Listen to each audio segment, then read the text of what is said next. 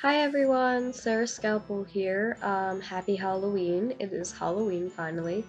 I've been really busy the last few days right before Halloween. I visited my mom and helped her with trick-or-treating, and just last night I carved pumpkins and baked pumpkin seeds and did all that fun Halloween stuff. So that brings me to today. I'm going to do one of two videos here. This is the first one we'll do, and I figured I'd do something related to Halloween. I saw a couple videos going around. There's a Halloween Would You Rather. I'll do that next. But right now, this one, the Halloween Scary Tag. I like that one. I like the questions in this. So let's get to it. Number 1, favorite Halloween theme song, or like, I guess, scary song. I would say Halloween by Mike Myers. That one, I think John Carpenter did it. I think it's the do do do do do do do do. Yeah, I don't know. I can't sing it, but that one. That or American Horror Story Season 2, the weird, like, with the scritchiness. I love how they did that, and it's just so freaky. I had that set as my phone for a while, my phone ringtone for a while. Whenever anyone called me, it would go off. I love it. Number 2, name something you wouldn't want to run into in a dark forest or an abandoned building. I'm gonna say in the forest, a skinwalker. In an abandoned building, obviously like a murderer, but really, like, there's plenty to not want to run into. I apologize, I'm sick too. It's Halloween and I'm sick with a cold. Oof. 3, ever played with a Ouija board? I have not yet played with a Ouija board. My parents were very strict Catholic, and my dad's very superstitious. He never let one even in the house. He would not allow it. And I think my boyfriend right now is the same way, but I have an old Ouija board that my mom's gonna give me that she played with when she was little. Well, not little, but when it was new, and it's like one of the first editions or something, like second or third edition of Ouija boards from like the 60s, 70s, or 70s, 80s, mid 70s, I think, late 70s. I can't wait to have that. I want to use one, but I know that, they can really open up a portal that you don't even know what you're working with, so I gotta research it before, and I'm gonna bless it before I even use it, but I have not used a Ouija board yet. And none of my friends ever messed with one. Like, never. We never had one. I guess their parents were against it too. Number 4, favorite horror monster villain. I'm gonna agree with Grace, who I got this idea from. She does all sorts of astrology videos and stuff. I'm gonna say Mike Myers. He's my favorite because he's just the mask. It has no you can't see his facial features, and he's just so scary, and he just keeps coming back no matter what you do to him. So I'm gonna say that. 5, creepiest thing ever happened while I was alone. Plenty of stuff has happened to me when I'm alone, and maybe that's because, like Grace, I'm jumpy when I'm scared and alone, and I do spend a lot of time alone, so, but I would probably say the time that I went to go lay down, and I went to my bedroom in my apartment with my ex-husband, and I went to lay down in bed, and I wasn't even that, like, tired or anything, and I know I heard my name called. I'm gonna talk, like, that's gonna be in the story or in next video coming out. I know I heard my name called by him, and it sounded like the door opening and everything. It sounded everything like that, and then I went out to the living room, and there was no one. That was scary as heck. It was just a little two-bedroom apartment we had, but it's crazy. Number 6, if you were dared to spend the night in a haunted house, would you? And I'm like, heck yes. She said heck no, but I say heck yes. Especially if it's for money or notoriety, if I get something out of it, but I'll do it just because.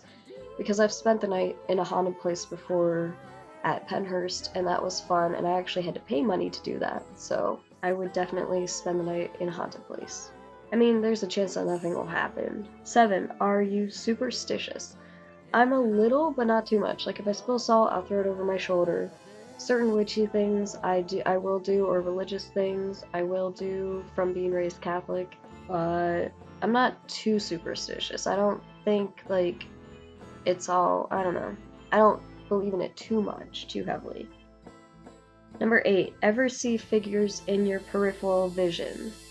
Sometimes, very rarely. It's very rare that it happens. 9, which urban legend scares you most? Ooh, this one's fun.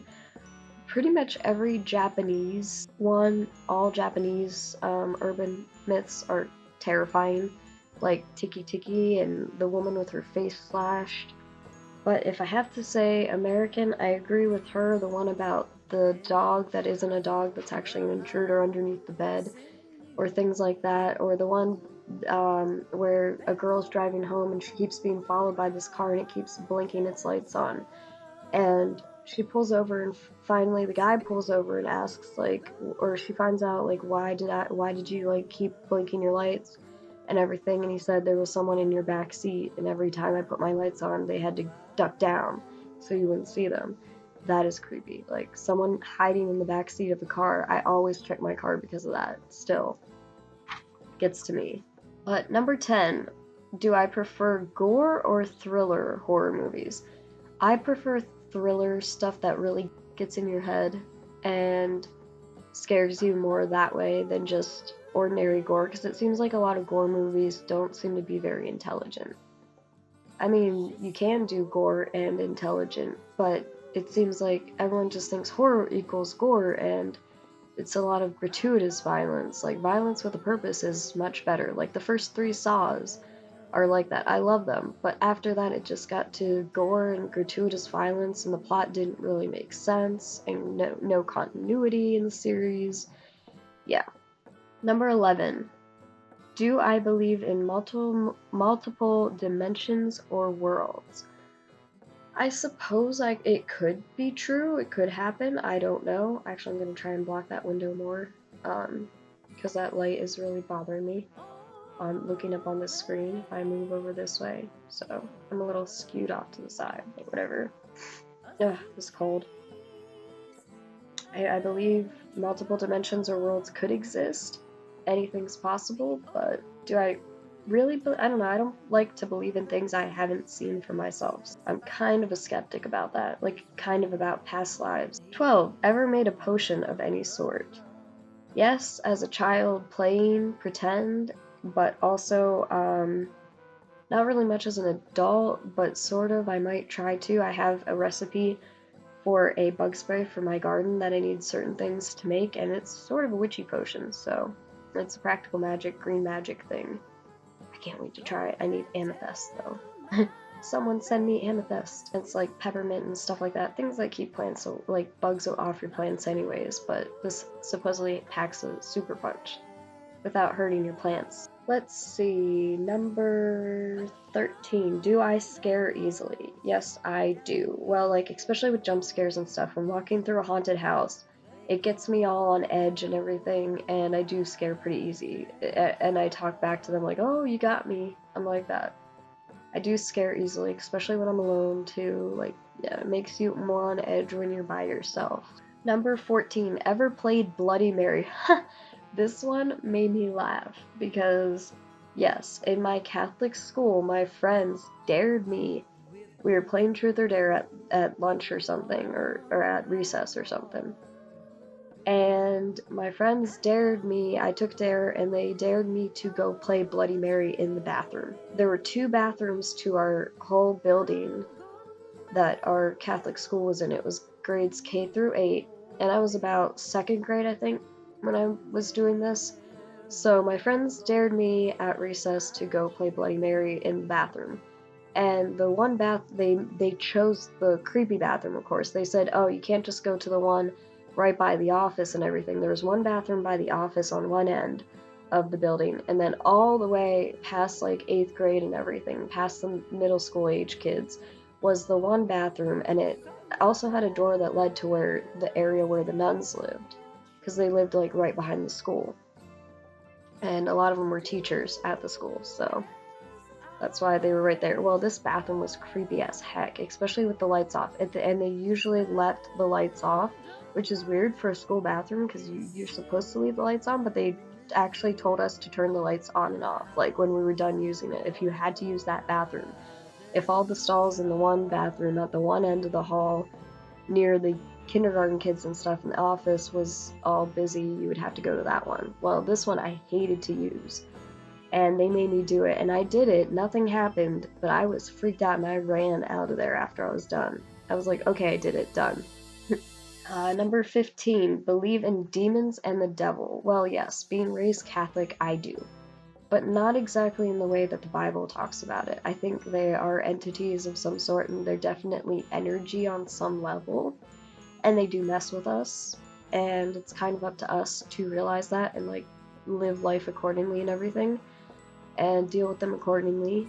But I don't know, Catholicism and Christianity doesn't really teach it past, oh, everything's the devil. Well, certain sects of Christianity are like, everything's the devil, and that's not right at all. But in some ways, I actually have sympathy for Lucifer getting cast out of heaven, and kind of agree very much with the whole, oh, what's the title of the book, or written like back in the 1600s, Paradise Lost. I very much believe in Paradise Lost, and how like basically God is good and evil in the same thing, because he had to cast Satan out, and he had to tell Lucifer to rebel and become Satan and make someone like, but it's like God is in everything, God is in every energy. So in a way, God is part of Lucifer and Satan and all of his angels and the fallen angels too. So it's just how it's divvied up. Fair or unfair, it's just how it has to be. 16. Home alone. Oh, you're home alone and you hear footsteps. What do? This has actually happened, and I moved into a creaky house with my ex right before I broke up with him here and everything. And there were many a time that I wasn't sure if it was footsteps or what, but I swear I've heard footsteps and everything. It's probably the entity that's been around me. I have to sage my apartment and myself and everything and cleanse myself. But I would say, yeah, this has happened. So I grab like something that could make a decent weapon, and I sit and wait for anything. Or sometimes if I feel like I need the bathroom or something, or to go downstairs to the kitchen, I'll take the weapon with me and I'll prepare to like beat the ever-loving you-know-what out of someone in my house. I'd be prepared to fight them. I had a sword with me upstairs the one time, and my dog was with me too, so that helps. Have a dog, have a sword, weapon of some sort. Something you can bludgeon someone with, hope that they don't have a gun. Yeah. But yeah, and then if you can find out if they do have a gun, then you want to get out, obviously, if you don't have one too. And call the cops, yeah. 17. If I got stuck in a horror movie, which one would I want it to be? I will say The Ward, and I think that's by John Carpenter. That's a John Carpenter one, I think. Because I love that one, and I could see myself as one of the girls in the ward in the actual movie and everything. I can see myself as one of them, and I'd tell more about this and explain more, and you'll understand if you've actually seen the movie what I mean by I could see myself being, one of the girls.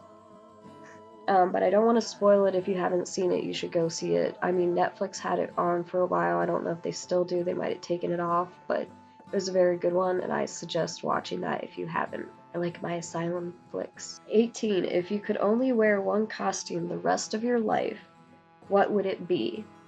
Witch. That's what I'm wearing now, like my witchy costume. That's my go-to every year, so it's just like the one time that I can celebrate being a witch, being a pagan, publicly, and not get called weirdo for it. So it's just my time to come alive. Number 19. Would you ever go to a graveyard at night? Yes, because they are very peaceful places. But it could be disrespectful. I know a couple cemeteries near me, they had stories. They didn't like people, there was entities in there that didn't like people walking through at night and causing havoc, especially around Halloween night. There's a story a friend of mine had where like these two guys were walking to her place, and they came and they were covered in blood, and they didn't even notice it for walking through the cemetery. And I feel like that's a little like crazy, but I could believe that because I get the vibes from it that whatever is there, it's protecting like the bodies of those, the remains of those there. Only like I would go there at night. I have to be respectful. I'd hope that it wouldn't be a place where yeah, they weren't open to people visiting. Number 20, zombie apocalypse weapon of choice. I would say definitely a firearm, a rifle, or a handgun of some sort because it gives you distance, and distance is a good thing with zombies, especially if they're fast zombies. Grace said she'd stay away from firearms because they make too much noise, but you can suppress it, you can put a suppressor on it and like pick them out, but it gives you distance. Like, I would not want to get up close to a zombie, but if I ran out of ammo or something, I guess I'd have like an axe or just something, maybe like a bat like Negan uses, something you can do blunt head trauma to a zombie with.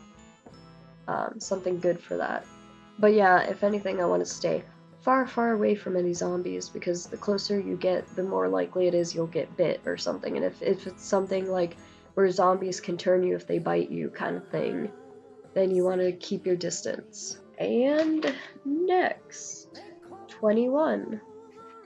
Would I rather go trick-or-treating or to a Halloween party? Sorry, excuse me.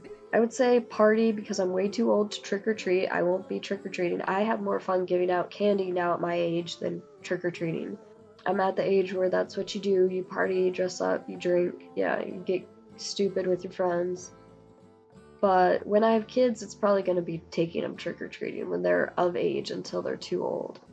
22, you're in a horror movie. Are you the final girl, the first to die, the comic relief, the skeptic, the smart one, or the killer? I will say definitely the final girl. I would totally be that. That or the killer. I'm like, can I be both? In a twist ending, the final girl is the killer. But definitely I'm not the first to die. I would not be. I could be the nerd, the smart one. That eventually, I guess, gets killed. But I'd hope I'm not that. But I'm totally final girl material.